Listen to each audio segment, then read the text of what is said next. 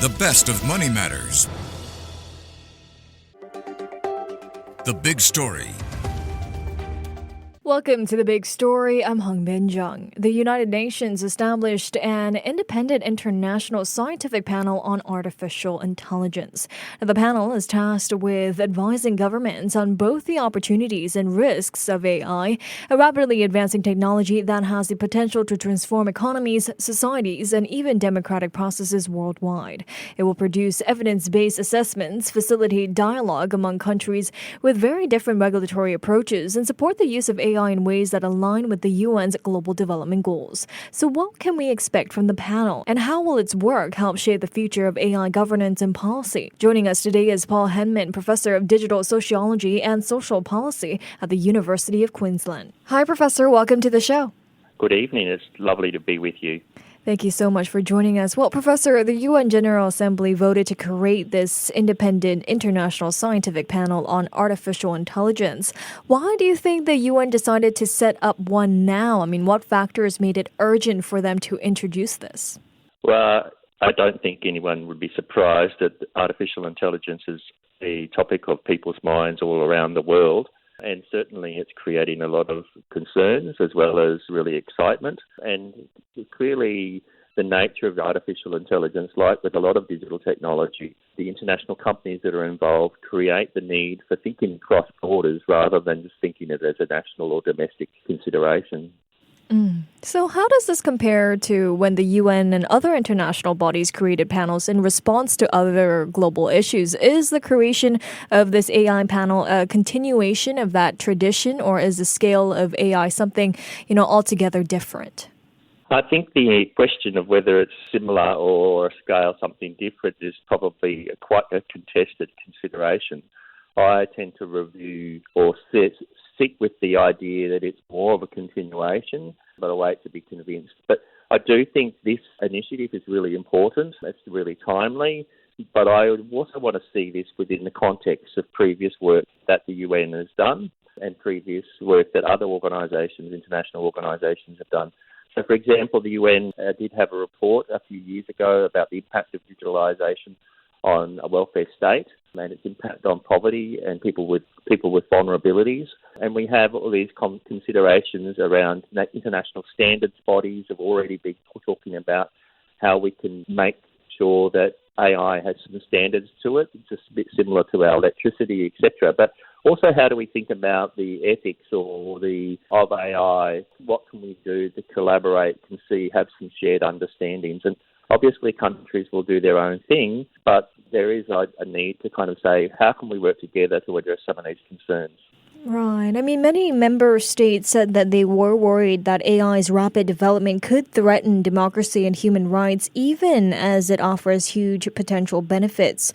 So, Professor, what kinds of risks are policymakers most anxious about right now? How exactly did these AI developments translate into real threats to democracy or human rights? Can you share an example?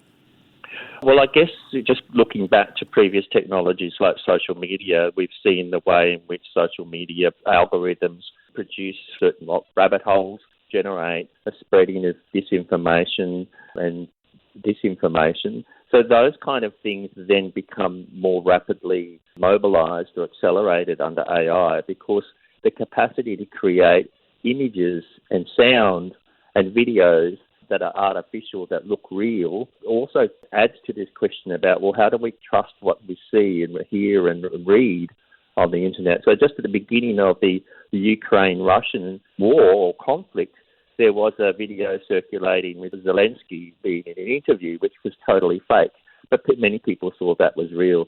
So those kind of things undermine democratic processes and people's capacity to know and make informed decisions at the individual and the community and also the collective area.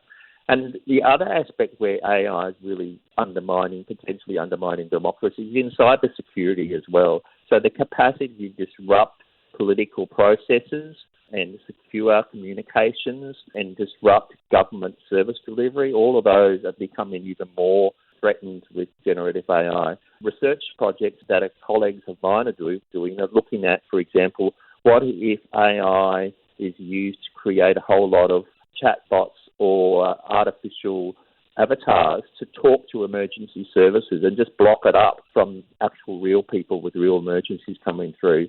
So these kind of things is going, how do we check, anticipate, and how do we work collaboratively to make sure that negative actors or people who want to disrupt how do we put a lid on some of those things to balance out both the opportunities that AI does offer, but also trying to put some kind of constraints on the risks that people have.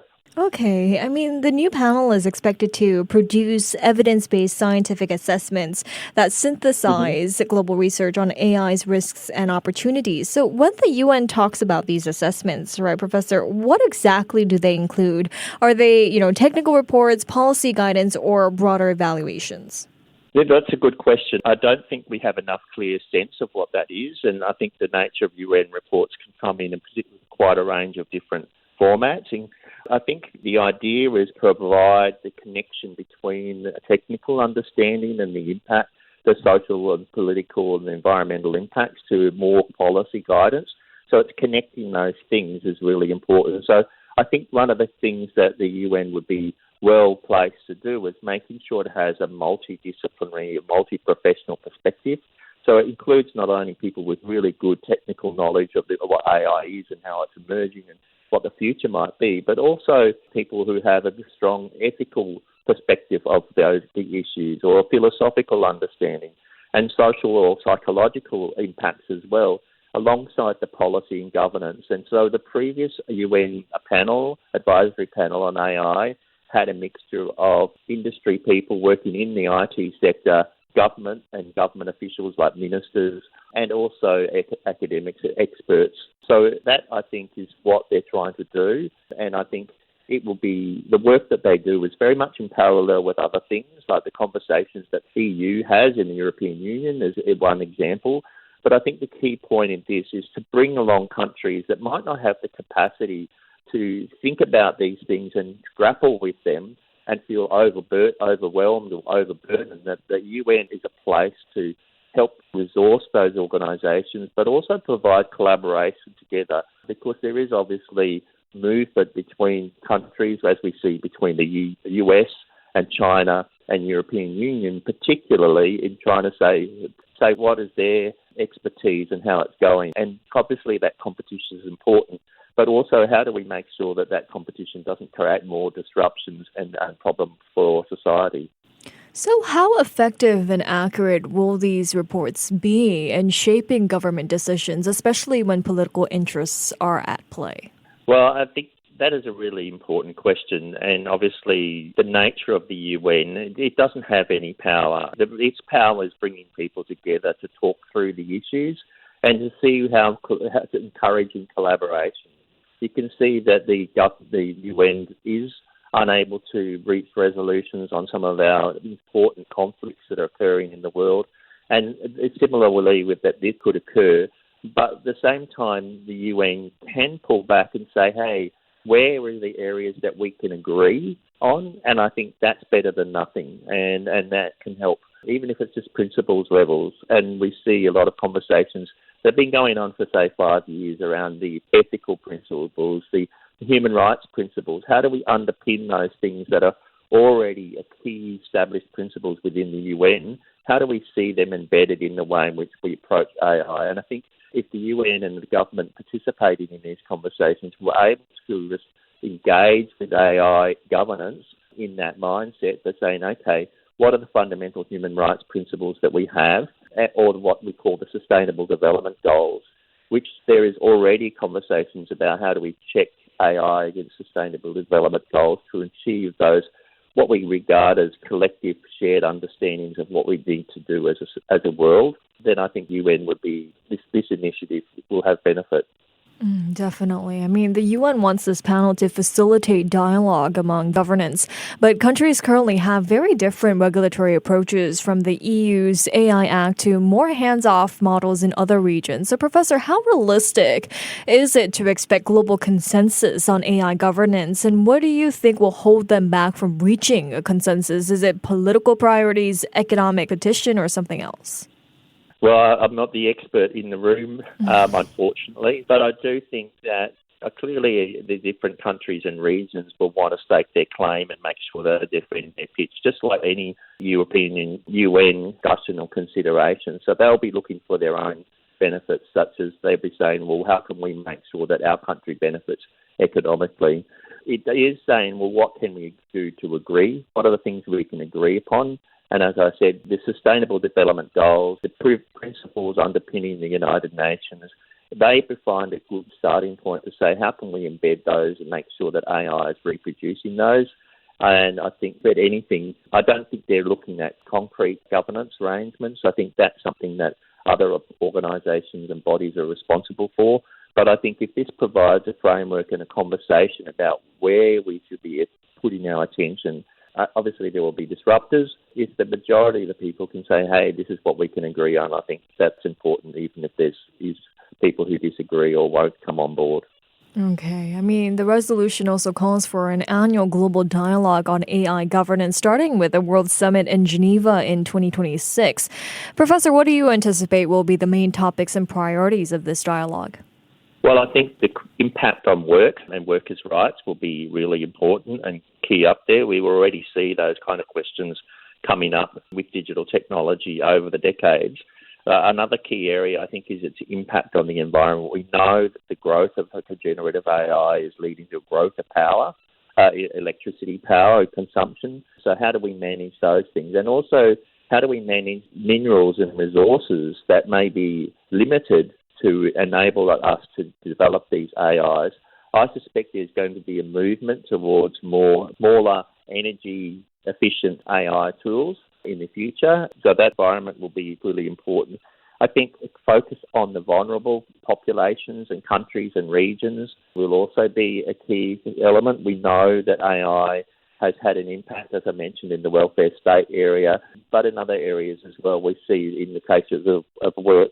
And I think the question of cybersecurity and the role of AI there, and I think probably the question about militarisation, what does AI play in military? Will we see questions about that? And I know there's been a long-standing conversation at the UN level about the idea of robotic warriors and whether we see robotic warfare. So these are kind of more futuristic things, right. But I think there's quite a few things that we can think through that people will be feeling that they need to discuss.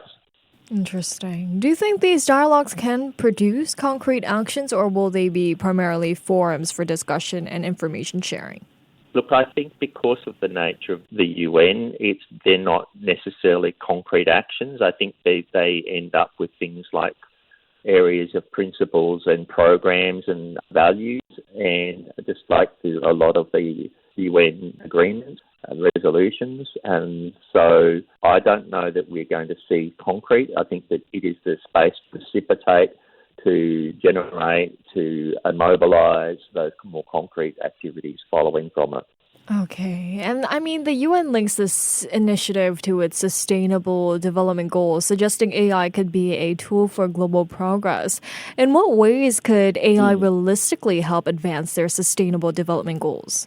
Right. Well, the UN has had these sustainable development goals. There's several dozen of them for quite a number of years. And there is actually already a body of work called AI for Social Good that links how AI can be enhance sustainable development goals. So, for example, the one clear area is in the delivery of improvement of health. And obviously, AI has been demonstrated in ways in which we can identify disease, enhance drug development, enhance diagnostic tools, etc. We can also see it in education, and whilst in education in helping people generate knowledge, obviously people need to learn more about AI itself, but we can see that in education. And the role of government, it can enhance the role of government. But again, with all of these things, there are the downsides, but there are opportunities in all of those sustainable development goals that I think that AI can contribute to. All right. And looking ahead, what do you think the panel should address and focus on the most? I mean, what kind of ideas and solutions are you expecting from them, Professor? I really haven't thought about it. I think the things that I mentioned before, like the environment and the nature of work, are really important ones that are already going to be front of mind for most of people. I do think the question about regulation, we in a sense, I think globally we miss the boat with social media, and we can see how disruptive social media can be for young people, particularly for political processes and democracy, for understanding and scientific knowledge. So if we can have ways in which to think ahead and think about how do we as countries together work with the corporations, because corporations, the IT corporations, the AI corporations have a lot of power. So how can countries work alongside companies to ensure that they are working not just for profit, but for also for those more positive human outcomes? And I think if they can bring that connection with the corporations, then that's a benefit. And I guess also if countries can come to these kind of conversations, showcasing the positive things that they've done or where things have worked and where things not have worked, that is a really important process. So if we can learn from each other, things are a really important element for the whole process of conversation. Right, some great insights from you there. Thank you so much, Professor, for joining me today. Thank you very much for asking me. Thank you. That was Paul Henman, Professor of Digital Sociology and Social Policy at the University of Queensland. This has been The Big Story with me, Hongbin Jeong. To listen to more great interviews, download our podcasts at audio.sg or download the audio app. That's AWEDIO, audio at the App Store and Google Play.